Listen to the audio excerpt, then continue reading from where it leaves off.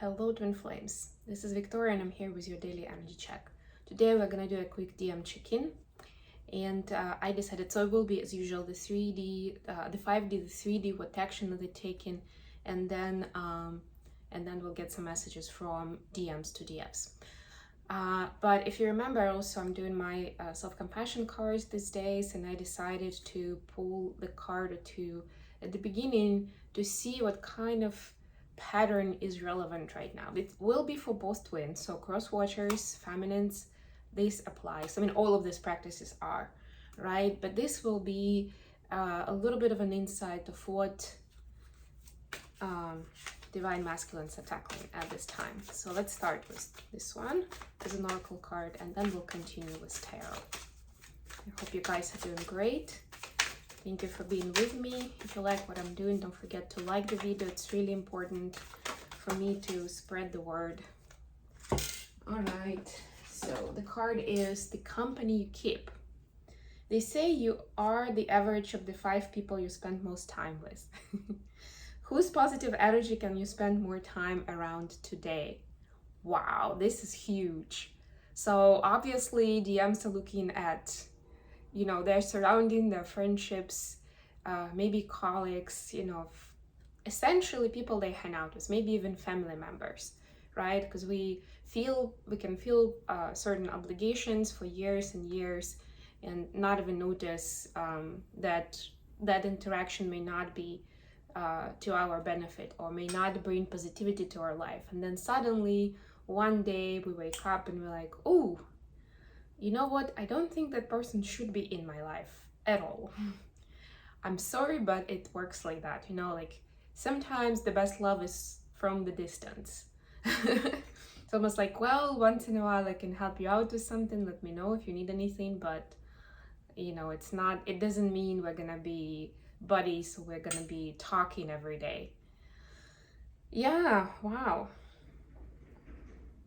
Whose positive energy can you spend more time around today? So the moral of the story is choose someone with the positive outlook, positive energy today to get that burst of energy for yourself. Okay, let's get to tarot, and the main deck will be the Dreamway Tarot. Let's see what is going on with the energy of divine masculines these days. What do we need to know? 3 of Wands in reverse, please clarify. Certain impatience that I'm feeling in the energy in general. It's like there's a big, wow, and Page of Swords, okay. Bottom of the deck is a Tower. It's like I feel the Tower coming actually. And they're looking at, well, they feel it, right? And they're like, well, they have this angst, this kind of like, I gotta go and do something, say something, right? Like, what is my next action? Is it good enough, right? Is there anything else I can do? They don't want to wait anymore. And on the one hand, that's that Aries North Node energy that's also pushing them. It's the planets that are going retrograde. I will speak a little bit more about the astrology this weekend as we're approaching end of July and going into August. But essentially, there are several planetary transits that are pushing us to take action. And masculines can feel it, especially because they are prevailing masculine energy already, right? So they feel the adrenaline and they feel that desire to move, to change, to progress. So they don't want to wait around for when the divine timing comes in and when the things fall together naturally, which could be good or bad, of course, depending on the situation. So I would just say for DMs watching that it's still important to follow your inner alignment, no matter what the outside circumstances are. And this person definitely looks like they're not in a good place, like it's cold, she's got a knife in her hand, like, you know, being defensive, right, waiting for somebody to attack. Like, it may seem gruesome on the outside, but it's still like pushing you towards just going and doing. But it's very important to connect to your intuitive self and see what is relevant right now. And active manifestations in action in itself. Self-care practices are an action in themselves, you know? So be mindful of that, and try to dig a little deeper on what is causing this impatience. Why, like, what is bothering you? How are you feeling about everything that's going on in you, or what event brought that about? Sometimes that could be the thing, right? Like maybe you heard, and we're just talking about friends, maybe you heard your friends moving on to bigger and better things, right? And moving on with their life, like going next step, I don't know, starting their own business, getting married, having a baby, going on the adventure of their life around the world or something, right? Like they are doing that, and you're like, and I feel like I'm standing still. It's an illusion. Yes, it's our ego talking to us, but it's important to notice what caused that angst. Okay, I'll use the After Tarot for the actions that are being taken at this time. The Hermit. Yes. Eight of Pentacles, that kind of fell in reverse, kind of on the side, but in reverse. But I like that the Eight of Pentacles here is Three of Pentacles as a work of art, and Five of Pentacles over here. And it's almost like the person doesn't want to reinvent the wheel, but they want to see how they can enhance what they've already worked for. And the Hermit is actually helping with that. So that's the energy that's helping, you know, sleep on it, do a bit of research or soul searching, and come up with a more informed decision, right? So take a note of what it is your ego, your emotions are pushing you to do right now. If you're not 100% sure that's the right thing to do, you know, spend a bit of time with it, like live with it, sit with it, and also find some other sources of information. Because there's definitely, at the very least, the Spirit is saying, do not throw away what you've already worked for. It doesn't mean that what you've been doing by now is wrong and you need to start all over, do something completely different. Remember, we spoke about do something different yesterday. And I mentioned that do something different applies even if you're doing 1% of your activity of the day different. That's already doing something different, right? So it's kind of a similar vibe here, that you're not really supposed to throw away what you've spent a lot of time working for. It's just that this almost like reinventing how you're going to use it, right? Or how you're going to build on it, right? What is the final goal, right? Maybe like with this structure, I don't even know what it is, but maybe when the person was getting started, they thought it's going to be, I don't know, part of the interior decoration in their living room. And it turned out to have its place on the roof of the building on the outside or something. You know, like, it's just like getting a completely different perspective on what that is like. I will ask one more question. And that will be, how are the masculine seeing the connection at this point? What does the connection mean to them at this time? And then we'll get the messages. You can see we're doing pretty well on time, so. The King of Swords.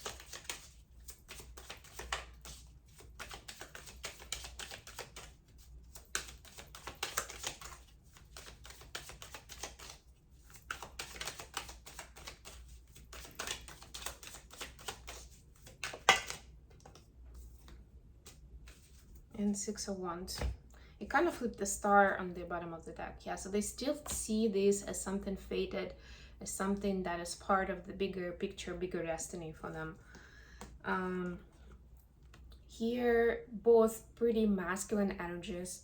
So yeah, we continue feeling this masculine drive in them. And I actually feel with this card, was this pheasant, or probably not a pheasant, an eagle, whoever that bird is, whatever it is, it's just sitting on his wrist basically, but it's free to go, but it's not going. So I'm getting that the masculine sees you as that divine feminine, and they appreciate your loyalty, and they're also hoping that you are gonna stay with them.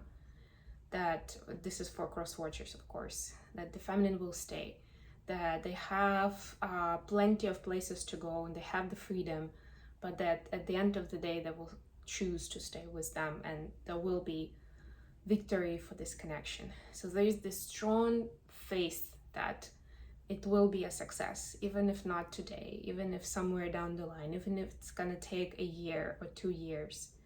But they hope not. With all this adrenaline rushing, they hope it's gonna be sooner than that. But they definitely want to have this victory. And you see on this, in this particular deck, there's also a girl. There's no girl in the Rider-Waite, the original one. But he's putting, and again, it's a masculine figure putting that dress on the feminine. So it's not just a celebration in public, right? It's mutual commitment in public. You know, it's kind of a marriage card. It doesn't have to be marriage, whatever it is in your culture or religion or, you know, family affiliations. But yeah, it's definitely them, but like in the classical version of it, this is them, you know, proposing and asking the feminine to be their wife. Because there's no victory in life, no celebration without this part. Beautiful. Okay. Let's see what we have from masculines. I'm going to be using this deck. Haven't used it for a while. What would the masculines like to share with their feminines?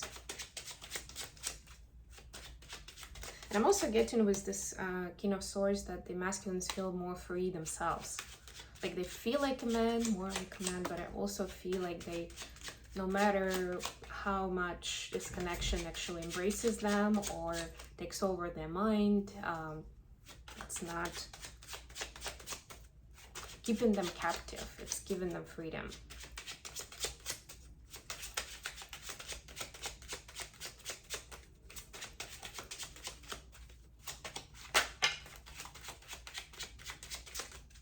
Anything else?